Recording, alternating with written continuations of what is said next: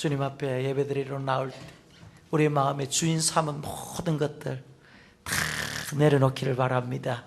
그래서 이 시간에 우리 하나님의 임재와 성령의 기름 부음이 우리의 영혼 가운데 풍성하게 거하기를 주님의 이름으로 축복하겠습니다.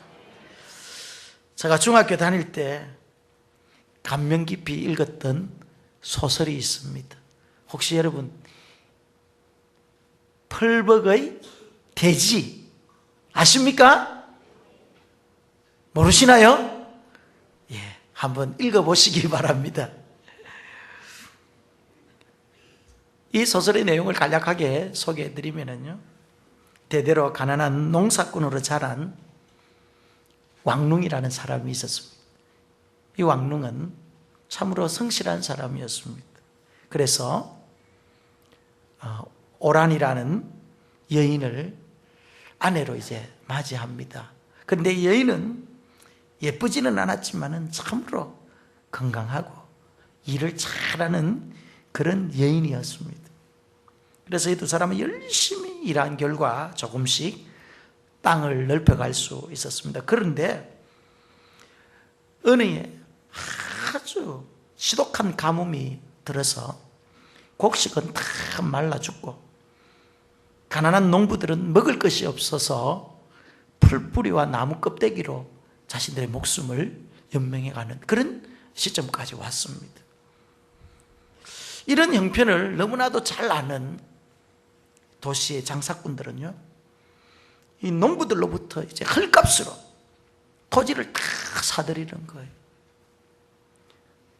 그래서 대부분의 농사 짓는 사람들은 자신의 토지를 다 빼앗겨 버렸어.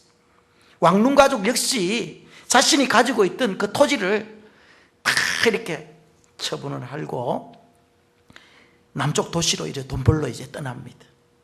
그래서 왕룽이라는 사람은 인력거를 끌고 또 오란이라는 이 여인은 목숨을 구명하기 위해서 구걸하며 이렇게 힘들게 그들은 살아가고 있었습니다. 그런데 어느 날 이들 인생에 엄청난 사건이 벌어지게 됩니다. 그것이 무엇이냐면은 갑자기 그 도시에 난리가 이렇게 일어난 거예요. 그래서 가난한 사람들, 굶주림에 허덕이던 이 사람들이 갑자기 이제 폭도가 되어가지고 부잣집을 약탈하기 시작하는 거예요. 이 와중에 이 왕룽은 돈을 또 줍게 됩니다. 그런데 이 오란이라는 자기 아내는 이 부잣집에 들어가서 부자들이 보물을 잘 감춰놓는 그런 것을 잘 아는 거예요. 그래서 이 보물을 찾게 되어가지고 하루아침에 이 왕룽 가족이 졸지에 부자가 되어버렸습니다. 졸지에 부자가 된 걸 뭐라 하죠? 졸부를 하잖아요. 졸부가 되어버린 거예요. 너무너무 가난하게 살던 사람이 갑자기 엄청난 이제 부를 소유하게 된 것입니다. 그래서 그들은 다시 고향 옛 땅으로 돌아오는 거예요. 그래서 그곳의 대지주에게 그 보물을 가지고 땅을 다 사들이는 거예요. 그래서 이 왕룽의 일가는 그 지역의 대지주가 됩니다. 그래서 많은 일꾼들도 거느리고 또 사랑하는 자녀들을 이제 우수한 교육을 시키고 떵떵거리면서 이제 사는 거예요. 그런데 갑자기 왕룽의 가문이 어느 순간 기울어지기 시작합니다. 그 기울어지는 시점이 언제냐면은 이 왕룽이 기생 출신의 둘째 부인을 맞이하면서부터 이 가정은 조금씩 기울어지기 시작합니다. 왕룽은 이때부터 향락에 빠지게 되고 그가 그토록 애착을 가지고 열심히 일했던 토지는요 하나씩 다른 사람들에게 다 넘어가고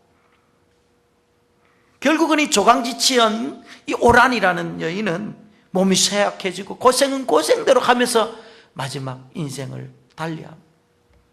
그러면서 이 왕룽 일가는 왕룽의 가족은 이 사랑하는 아내 어머니의 소중함을 그때부터 너무너무 깨닫기 시작합니다. 얼마나 이 여인이 자신의 집에 소중한 존재인가를 알게 된 거예요.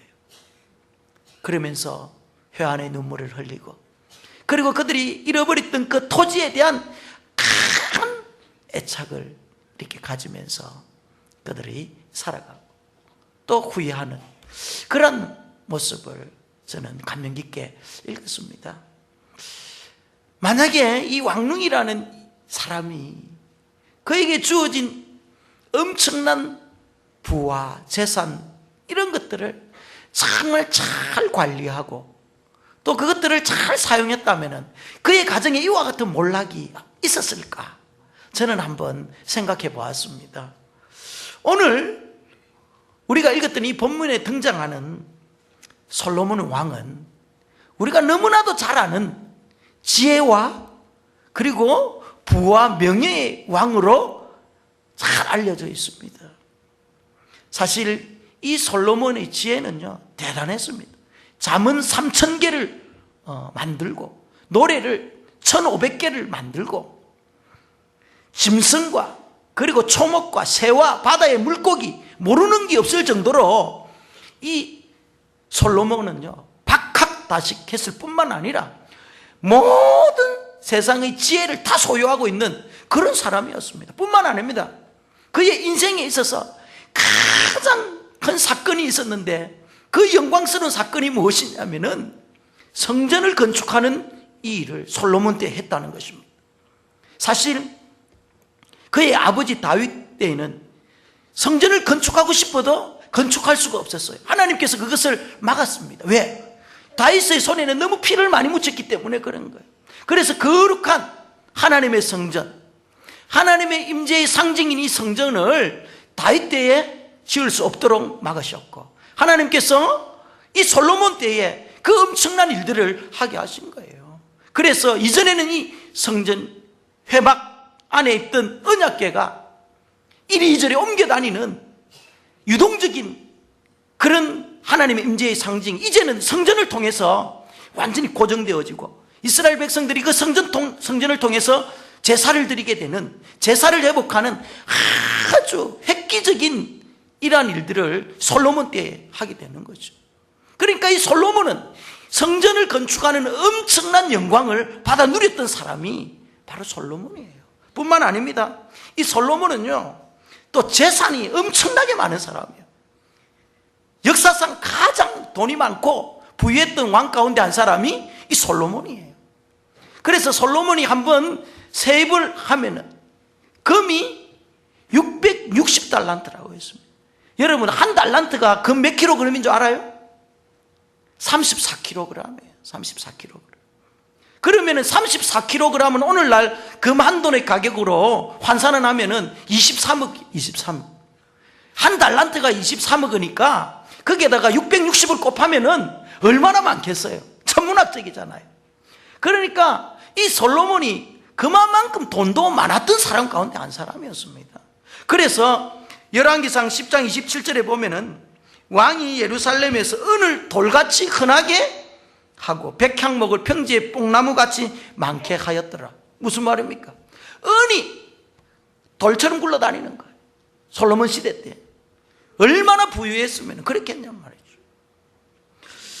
이처럼 솔로몬은 하나님께서 주신 지혜를 가지고 있었고 또 성전을 건축하는 놀라운 영광을 소유했던 사람이었고, 그는 이 세상의 모든 지식을 섭렵한 정말 훌륭한 박학다식한 사람이었습니다. 뿐만 아니라 이 세상 사람들이 누리지 못하는 부귀영화를 그가 다 가지고 있었던 그런 사람이었습니다. 그런데 오늘 본문에 보면은 솔로몬 왕이 서서히 몰락하는 내용이 나오고 있습니다. 아쉬울 것이 없는 왕이었고 모든 것을 소유하고 모든 영광을 누렸던 이 솔로몬 왕이 어떻게 이렇게 몰락하는 인생을 살 수밖에 없었느냐는 거죠. 그래서 오늘 우리는 본문을 통해서 솔로몬 왕이 왜 이처럼 하나님을 떠나서 몰락할 수밖에 없었는가에 대해서 몇 가지 이유를 설명하고 있습니다. 그 첫 번째가 오늘 본문 말씀에 보면은 솔로몬의 마음이 허탄한 것으로 돌아섰다라는 것입니다. 열왕기상 11장 1절에서 11절까지 내용을 잘 살펴보면은요, 마음이라는 말이 6번이나 나옵니다. 6번. 마음을 돌려, 마음을 돌아서게 하였더라. 그의 마음을 돌려. 마음이 계속 변화가 왔다라는 것을 오늘 계속 말하고 있습니다, 여러분. 사실 이 솔로몬이 왕이 되었을 때 그의 마음이 어땠습니까? 그의 마음은 오로지 하나님밖에 없었습니다. 그의 마음은 오직 주님밖에 없었던 거예요. 그래서 왕상 3장 3절에 보면 이렇게 기록, 솔로몬이 여호와를 사랑하였다. 하나님을 사랑하였습니다. 그가 하나님 앞에 자신의 연약함과 자신의 연소함을 깨닫고 그는 자신의 무능함을 깨달아서 산당에서 매일 1,000번째 제사를 드렸던 사람 가운데 한 사람이 솔로몬입니다, 여러분. 그러니까 그가 하나님을 향한 그 마음이 얼마나 지극정성이었는지를 우리는 잘 알 수 있습니다. 그런데 문제는 이 솔로몬이 지금 그의 마음이, 하나님께로 향했던 그의 마음이 돌아졌다는 것입니다. 이것이 문제입니다, 여러분. 잠언 4장 23절에 보면은 이런 말씀이 있습니다. 모든 지킬 만한 것 중에 더욱 지킬 것은 내 마음을 지키라. 생명의 근원이 이에서부터 나면이라. 그러니까 우리가 이 땅에서 살아가는 데 있어서 지켜야 될 것이 많이 있는데 그 중에 무엇을 지키라는 말입니까? 우리의 마음을 지켜야. 왜? 이 마음에는 생명의 근원이 이게서부터 나기 때문에, 살고 죽음이 이 마음에서부터 있기 때문에 그렇다는 것입니다. 마음을 지키지 못하고 우리의 마음이 하나님께로 고정되어 있지 못하고 그 마음이 변하기 시작하면은요, 그때부터 우리의 인생은 몰락의 시작이 되는 것입니다. 사탄은요, 지금도 하나님의 백성들의 마음을 빼앗으려고 지금도 호시탐탐 기다리고 있습니다. 우리가 마음의 문을 한번 열어주기 시작하면은요, 사탄은 틀림없이 우리의 마음에 들어와서 집을 짓고 우리의 생각을 사로잡아 버려가지고 우리를 계속해서 밑바닥으로 떨어뜨리게 합니다, 여러분. 그래서 틈을 주면 안 되는, 마음의 문을 열어주면 안 되는 거예요, 여러분. 그래서 항상 우리는 이 마음의 문에 파수꾼을 세우고 말이에요. 우리 생각에 파수꾼을 세워가지고 악한 원수 사탄 마귀가 넣는 더러운 생각들, 부정적인 생각들, 이 세상의 것들 항상 우리는요 철저하게 방어를 할 줄 알아야 되는 것입니다. 한번 열기 시작하면은요 한도 끝도 없이 열리는 거예요. 예수님의 제자 가룟 유다가요 한순간 마음의 문을 사탄에게 딱 열어주면서 예수님을 팔잖아요. 요한복음 13장 2절에 보면 마귀가 벌써 시몬의 아들 가룟 유다에게 예수님을 팔 생각을 심어 넣었더라고, 이렇게 말하고 있습니다. 왜 그렇습니까? 가룟 유다는요 예수님에 대한 굉장한 기대가 있었습니다. 이 예수님이라면은요 이스라엘을 구원할 구약의 메시아라고 생각했습니다. 정치적인 메시아, 군사적인 메시아, 경제적인 그런 메시아, 이스라엘을 부강케 하는 그런 메시아인 줄 알았는데 어느 날 갑자기 죽는다고 하는 거예요. 십자가에 달려 죽는다고 하는 거예요. 자신의 기대에 철저하게 못 미치니까 실망하고, 그래서 결국은 그의 마음을 잘 열어준 거예요. 그러니까 그 속에 사탄이 쑥 들어와가지고 예수님을 팔게 한 겁니다. 예수님과 함께 3년 동안 제자 훈련을 받고 열심히 예수님을 따라다니고 예수님과 동고동락하고 하나님 그 기적의 현장, 예수님의 기적의 현장 가운데 서 있었더니 가룟 유다도 한순간 마음의 문을 열었기 때문에 그와 같은 일들이 벌어진 거예요. 초대교회에 아나니아와 삽비라는 부부가 있었습니다. 이들은 신실한 부부였습니다. 성령의 은혜가 충만했을 때 많은 사람들이 하나님 나라를 위해서 작정하고 헌금을 했습니다. 그런데 이 아나니아와 삽비라의 부부 마음에 하나님 앞에 성령의 감동을 받아서 작정했는데 갑자기 탐욕이 들어온 거예요. 갑자기 마음의 문을 사탄에게 열어줘 버린 거예요. 그래서 성령을 속이고 말이죠, 주의 종을 속여가지고 결국은 어떻게 됩니까? 이 두 부부가 하루아침에 송장이 되잖아요. 사단에게 마음의 문을 열어주는 순간 이와 같은 몰락의 시작이 이루어지는 거예요. 지금 솔로몬이 그에게는 부와 지혜와 영광과 명예가 다 있었습니다. 그럼에도 불구하고 그의 마음을 돌이키는 순간, 하나님으로부터 그의 마음을 내주는 순간 어떻게 됩니까?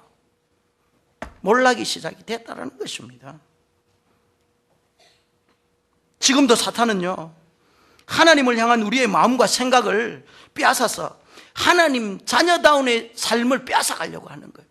하나님의 자녀들이 받아 누릴 축복을 지금도 빼앗아가려고 얼마나 몸부림치는지 몰라요, 여러분. 그래서요, 우리의 생각을 지켜야 됩니다. 우리의 마음을 지켜야 됩니다. 그러지 않으면 백전백패하는 거예요. 두 번째, 솔로몬이 몰락한 이유는요, 하나님의 경고의 메시지를 잘 듣지 않았다는 것입니다. 본문 9절 10절 말씀에 보면은 솔로몬이 마음을 돌려 이스라엘 하나님의 여호와를 떠남으로 여호와께서 진노하시니라. 여호와께서 일찍이 두 번이나 그에게 나타나셨다. 그러니까 지금 솔로몬이 마음을 돌려가지고 하나님을 떠나서 하나님께서 그에게 두 번씩이나 찾아와서 경고의 메시지를 했다는 것입니다. 하나님은요, 하나님의 자녀들이 잘못된 길로 가면 그냥 내버려 두지 않습니다. 어떠한 방법과 수단을 동원해서라도 돌이키기를 원하시는 분이 우리 하나님이세요. 하나님의 자녀는 절대 하나님 그냥 놔두지 않습니다. 그런데 중요한 사실은 하나님께서 우리에게 찾아오셔서 우리의 잘못을 질책하시고 우리를 하나님의 말씀으로 교훈할 때 어떻게 됩니까? 그 말씀을 받고 그 말씀대로 우리가 회개하면은 우리의 몰락이 사라지고 하나님의 은혜는 계속 지속되어지는데, 계속해서 우리가 마음을 닫아두면은 하나님의 은혜가 임하지 않는단 말이에요. 사실 여러분, 회개라는 것이 무엇을 말합니까? 회개라는 것은 한마디로 잘못된 가는 길을 다시 돌이키는 거예요. 유턴이 회개하는 거예요. 여러분, 우리가 운전을 하다가 잘못된 길로 가면은 어떻게 해야 됩니까? 재빨리 유턴을 해야 될 거 아니에요. 만약에 유턴하지 아니하고 고집 부려가지고 계속 가면 어떻게 되나요? 돌아올 길이 더 멀어지잖아요. 그와 마찬가지예요. 하나님께서 때로는 하나님의 자녀들 잘못할 때 찾아오셔서 이 모양 저 모양으로 여러 가지 상황과 환경을 통해서 우리에게 말씀하실 때가 있단 말이에요. 그럴 때 우리는 마음을 강팍하게 하면 안 되는 거예요. 그때 우리 하나님의 음성을 듣고 어떻게 해야 됩니까? 순종하고 회개하고, 그러면은 하나님의 은혜가 우리의 삶 가운데 계속 이어지는 것입니다. 신명기 17장에 보면은요, 하나님께서 이스라엘 백성들이 앞으로 왕이 될 것을 아시고 왕이 될 사람들에게 몇 가지 주의사항을 말씀해 주셨는데, 그 중에 하나가 무엇이냐면은, 첫째가 하나님께서 택하신 자를 분명히 세워야 된다. 다른 사람은 안 된다. 이방인들은 안 된다. 그리고 두 번째는 군사와 말을 많이 두지 말고 여인들을 많이 두어서 마음이 미혹되지 않도록 했습니다. 그리고 은금을 많이 쌓지 말라고 했습니다. 한마디로 왕은 누구만을 의지하면서 살아라? 하나님만을 의지하고 살아야 돼. 말과 병사를 의지하지 마라. 은금을 의지하지 말아라. 여인들을 많이 두지 말아라. 왜? 마음이 미혹되기 때문에 그래. 그리고 마지막으로 하나님께서 하신 말씀이 무엇이냐면은 항상 하나님 말씀을 가까이 하라는 것입니다. 그 말씀을 평생 옆에 두고 하나님을 경외하는 법을 배우며 그것을 지켜 행하기만 하면은 너의 마음이, 왕들의 마음이 교만해지지 않는다는 것입니다. 그리고 그 왕위가 장구할 것이라고 하나님께서 약속해 주셨습니다. 여기서 제일 중요한 말씀이 무엇입니까, 여러분? 왕이 가져야 할 가장 큰 덕목이 무엇입니까? 하나님의 말씀을 날마다 가까이 하고 그 말씀을 지켜 행하는 것입니다. 그럴 때 하나님께서는 그 나라를 지켜 보호해 주신다라는 것입니다. 이것을 우리의 인생에 한번 대입해 보십시다. 우리가 하나님 말씀대로 순종하고 그 말씀대로 날마다 지켜 행하며 살아간다면은 하나님께서 우리의 인생을 장구하게 책임져 주시지 않겠습니까? 반드시 하나님께서 그렇게 하는 거예요. 중요한 사실은 우리가 하나님 말씀대로 살지 못하고 그 말씀이 들림에도 불구하고 자꾸 내 자신의 고집과 나의 방법과 나의 생각대로 살아간다면은요, 우리는요 하나님의 은혜의 바운더리에서 점점 멀리 떨어져 나가는 거예요. 그래서 솔로몬이 몰락할 수밖에 없었던 것은요, 하나님의 경고의 메시지를 무시해버린 거예요. 하나님께서 두 번이나 찾아와가지고 그를 설득하고 그의 잘못을 지적해도 그의 마음을 닫아버린 거예요. 여러분, 교만한 자의 특징이 무엇입니까? 그것은요, 경고의 메시지를 받지 않는다라는 것입니다. 귀를 닫아버리는 거예요. 예? 하나님의 말씀 앞에 늘 우리는 겸손한 모습으로 자신을 비춰볼 줄 알아야 됩니다. 그래서 성경은요, 하나님께서 교만한 자들은 대적하시고 겸손한 자에게는 어떻게 한다 했습니까? 은혜를 더하여 주신다는 것입니다. 겸손한 자들은 어떤 사람이 겸손한 사람입니까? 하나님 앞에서 자신의 모습을 날마다 바라보는 거예요. 하나님은 어떤 분입니까? 우주 만물을 창조하시고 지금도 인류의 역사를 주관하고 계시는 그분이 하나님이죠. 그 하나님의 존재 앞에서 내 자신의 모습은 얼마나 연약합니까? 그런 나 자신의 모습을 하나님 앞에서 날마다 비춰보면서 우리가 높아질 수 있나요? 나의 의가 드러날 수가 있습니까? 교만해질 수 있습니까? 항상 엎드릴 수밖에 없죠. 나의 부족함을 알기 때문에. 이런 부족함을 알고 엎드리고 겸손한 자에게 하나님께서 무엇을 주신다고요? 은혜를 주시는 거예요. 은혜를 주시는 거예요. 그러나 내 자신이 뭔가 돼 있는 줄 알고 내가 높아지려고 하고 하나님이 눈에 들어오지 아니하고 말씀에 귀에 들리지 않으면은요, 그때부터 우리는요, 교만하게 되는 거예요. 하나님을 그때부터 대적하시는 거예요. 저는 우리 가수원교회 성도님들은 전부 다 겸손할 줄 믿습니다. 겸손하시기 바랍니다. 겸손해야만 하나님의 은혜가 지속되는 거예요, 여러분. 예? 솔로몬은요, 이 하나님의 말씀이 듣때 그 말씀을, 메시지를 듣지 아니하고 마음을 굳게 닫아버렸습니다. 그래서 디모데전서 4장 2절 말씀에 보면은 양심이 화인을 맞았다는 말이 있습니다. 이 양심이 화인을 맞았다는 말은 양심의 마음에 불도장을 맞았다는 거예요. 불도장을 딱 받으면 어떻게 되는 줄 알아요? 그 불도장 받은 부분은요, 나중에 상처가 아물면 굳은 살이 박힙니다. 그래서요, 날카로운 송곳으로 바늘로 찔러도 굳은 살이 박힌 그 부분은 절대 통증을 느끼지 않습니다. 이것은 무엇을 말합니까? 우리의 양심에 굳은 살이 박히기 시작하면은요, 아무리 하나님 금과 같은 말씀으로 찔러도 영적 무감각 때문에 말씀을 깨달을 수가 없고 감동함이 없고 은혜가 없다라는 것입니다. 그래서 항상 우리의 마음은 옥토가 될 수 있도록 갈고 가다듬고 그래서 하나님 말씀이 떨어질 때 그 말씀을 하나님 말씀으로 받고 30배, 60배, 100배의 그런 열매를 맺는 삶을 살아야 되는 것입니다. 마지막 세 번째, 솔로몬이 몰락한 이유는요, 가장 큰 이유가 우상숭배예요. 우상숭배는 하나님을 향한 우리의 마음을 변하게 만드는 게 우상숭배예요. 양심에 화인을 맞게 하는 것이 바로 우상숭배예요. 그리고 말씀을 들어도 깨닫지 못하게 하는 것이 우상숭배예요. 그래서 우상숭배의 죄를 오늘 성경 6절 말씀에 보면은 솔로몬이 여호와의 눈앞에서 악을 행하였다라고 표현하고 있습니다. 그러니까 우리가 우상숭배를 하는 것은요, 하나님 앞에서 바로 눈앞에서 악을 행하는 것이라고 이렇게 성경은 이야기를 하고 있는 것입니다. 솔로몬은 사실 하나님을 처음에 잘 의지했습니다. 말씀대로 잘 했는데 가면 갈수록 이방 여인과 결혼을 하기 시작하는 거예요. 정략 결혼을 한 거죠. 정치적으로 결혼하는 것입니다. 정치적으로 결탁되어 있기 때문에 이제 이 이방 여인들이 들어올 때 자기들이 섬겼던 신을 가지고 들어요. 오늘 성경에 보니까 아스다롯이라는 신도 나오고 밀곰이라는 신도 나오고 또 그모스라는 신도 나오고 몰렉이라는 신도 나오고 전부 다 이방 신들이에요.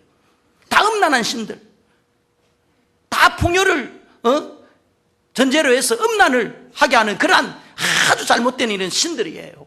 이런 신들을 이 이방 여인들이 가지고 오는 거예요. 그러니까 솔로몬이 첩을 거느리고 후궁을 1000명이나 거느리면서 이 많은 우상숭배를 다 하는 거예요, 이제부터.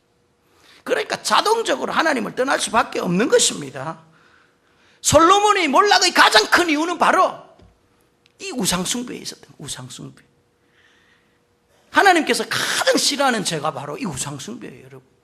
그래서 10계명 중에 1계명이 무엇입니까? 2계명이 무엇입니까? 제1계명과 2계명은 하나님 외에 다른 신을 두지 말고 그 앞에 절하지 말라라는 것입니다. 하나님 외에 다른 신은 안 된다라는 것입니다. 하나님은 사랑의 하나님이십니다. 우리의 허물과 우리의 죄를 용서해 주시는 그런 분이 하나님이십니다. 인자와 자비가 끝이 없는 분이 우리 하나님이십니다. 그런데 하나님께서 단 한 가지, 어느 때 질투하시느냐, 그것은요, 우리의 마음이 우상하게 절할 때, 우리의 마음이 빼앗길 때 하나님은 질투하시는 하나님이에요. 그래서 출애굽기 34장 14절에 보면은 너는 다른 신에게 절하지 마라. 여호와는 질투라 이름하는 질투의 하나님이라. 하나님의 속성 가운데 정말 우리의 좋은 성품들이 얼마나 많이 있습니까? 그런데 단 한 가지, 하나님께서 질투하는 경우가 있다는 거예요. 우리의 마음이 우상에게 확 뺏겨버리면은 그때부터 하나님의 질투가 시작되는 거예요, 여러분. 고린도전서 10장 4절 말씀에 그런즉 내 사랑하는 자들아 우상 숭배하는 일을 피하라는 것입니다. 우상 숭배는요, 하나님께서 가장 싫어하는 죄입니다. 그렇다면 우상 숭배의 개념이 뭐냐? 먼저 우상 숭배는요, 보이는 형상 앞에 절하는 거예요. 또 보이지 아니하는 형상 앞에 절하고 그러는 거예요. 예를 들면 우리가 불상 앞에 절을 한다든지, 그리고 인격이 없는 나무나 돌이나 물이나 이런 자연에 우리가 절을 한다든지, 그리고 또 보이지 아니하는 귀신들에게 절을 하는 것. 여러분, 우리 제사 지내는 이런 거 다 귀신한테 절하는 거예요. 사실 제사를 지내면 조상이 이렇게 와서 그 제밥을 먹는다고 하죠. 그런데 우리의 영혼은 죽으면 천국 아니면 지옥이에요. 만약에 예수를 믿었던 우리의 조상 같으면 천국에 가가 계신 거고, 예수를 믿지 않고 죽은 분은 죄송하지만 지옥 가가 계신 거예요. 지옥에 가가 있는 영이 우리가 제사를 지낸다고 해서 그것이 다시 오는 게 아니단 말이에요. 귀신들이 장난이라는, 귀신들의 장난이에요. 그래서 제사 지내는 거는 귀신 앞에 절을 하는 것입니다, 여러분. 그러니까 하나님께서 얼마나 한탄해 하시겠어요. 귀신 앞에 절을 하니까. 우리가 하나님의 자녀된 백성의 신분을 가지고 있다라면은 적어도 귀신 앞에는 절하지 않아야 될 거 아니에요. 그죠? 예? 살아계신 우리 하나님 앞에 예배하고 경배해야 될 사람들이 아무것도 모르고 그냥 귀신 앞에 절을 하는 거예요. 그런데 우리 성도들은, 그리스도인들은 이러한 보이는 형상과 또 귀신들, 이런 부분에 대해서는 우리가 철저하게 신앙을 지키려고 노력을 해요. 그런데 문제는 우리의 마음을 하나님으로부터 빼앗게 하는 우상들에 대해서는 너무나도 관대한 거예요. 우리의 마음이 빼앗긴 그런 부분들이 너무 많은데 그것이 우상숭배인지 모르고 지금까지 살아오는 것입니다. 저는 옛날에 한번 저의 마음이 혹 빠진 데가 있었습니다. 완전히 우상숭배했죠. 그게 뭔지 아시겠어요? 장로님? 사모님, 우리 집사람한테 마음이 홀딱 빠졌다고요. 물 한 모금 마셔야 돼. 사실 우리 집사람이 내한테 홀딱 빠졌습니다. 사실 제가 마음에 한번 준 적이 있냐면, 저는요, 탁구에 한번 미치가지고 마음을 준 적이 있었습니다. 제가 탁구를 어떻게 시작했냐면은, 우리 신학교 다니는 친구하고 탁구를 쳤어요. 근데 그냥 치기 심심해서 한번 이길 때마다 1,000원씩 내기를 걸었습니다. 근데 제가 계속 진 거예요. 그때부터 내가 이 친구를 반드시 이기리라, 그런 마음을 가지고 탁구를 배우기 시작했어요. 그래가지고 밤만 되면 이 탁구만 생각나는 거예요, 이제. 진짜예요. 똑딱 똑딱 똑딱. 그래가지고 진짜 새벽 기도를 준비하고 말씀을 묵상하고 그래야 될 시간에 이제 탁구장에 가는 거예요. 일과가 끝나면 바로 탁구장에 가가지고요, 믿지 아니하는 사람들에게 밥 사주면서 기술 배우고 막 이러는 거예요. 마음이 혼돈 거기에 다 빠졌어요. 어느 순간 주님께서 탁구 칠래 목회할래? 진짜 마음에 탁구 칠래 목회할래? 그래가지고 그 순간 제가 탁구를 접었습니다. 그렇다고 해서 탁구를 아예 안 치는 게 아닙니다, 여러분. 탁구를 치되 절제하고 나의 마음을 이 탁구에 주지 않는 거예요. 그러면 이 건강한 건전한 스포츠가 되는 것입니다. 여러분 등산 가고 또 여러분 건전한 스포츠 즐기고 골프 치고 수영하고 이런 건 너무너무 좋은 거예요, 여러분. 하나님께서 우리에게 주신 육신을 관리하는 거예요. 성전 관리하는 거예요. 그런데 도에 지나치면 안 돼요. 여기에 우리의 마음을 확 빼앗겨버리면 그때부터 우상숭배가 시작되는 것입니다, 여러분. 여러분의 마음을 지금 물질이 사로잡고 있습니까? 이 물질을 위해서 지금 여러분 땀 흘리면서 살아가고 있습니까? 그것이 여러분이 이끌어가고 있습니까? 그러면 죄송하지만 그 물질이 여러분의 우상숭배가 되고 있습니다. 여러분 하나밖에 없는 자녀, 여러분 마음을 사로잡고 있습니까? 이 자녀 때문에 하나님께 나아가는데 이 모양 저 모양 우리 걸림돌이 있습니까? 죄송하지만 여러분 우상숭배하는 것입니다. 우리의 사업도 마찬가지고요. 이 땅에 있는 모든 것 가운데 우리의 마음을 하나님께로서 앗아가 버리는 그 모든 것들은 다 우상숭배입니다. 이것을 모르고 우리는 살아갈 때가 너무나 많아요. 그러니까 하나님께서 우리의 삶 가운데 역사하지 않는 거예요. 옛날 태국 왕조 시대 때 흰 코끼리는 매우 신성한 동물로 취급받았습니다. 그래서 왕은 충신들에게 이 흰 코끼리를 하사했습니다. 그런데 이 흰 코끼리를 받은 신하들은 갑자기 잘 안 되는 거예요. 가정이 몰락하기 시작하고 어떤 사람은 병들어 죽기도 하고 여러 가지 부작용이 생기는 거예요. 알고 봤더니 이 흰 코끼리가 그 가정에 들어가면은요, 너무나도 신성시되고 또 왕으로부터 하사받은 것이기 때문에 코끼리에게 모든 관심을 다 집중하는 거예요. 큰 정원을 만들어주고 코끼리 매일같이 먹이고 매일같이 모욕시켜주고 막 하여튼 코끼리에 대해서 모든 관심을 다 집중하다 보니까 이들의 삶이 황폐해진 거예요. 재산이 바닥나고 코끼리 하나 때문에 그런 거예요. 오늘을 살아가는 우리에게 여러분 흰 코끼리가 다 있다라는 것입니다. 여러분 가운데 흰 코끼리는 무엇입니까?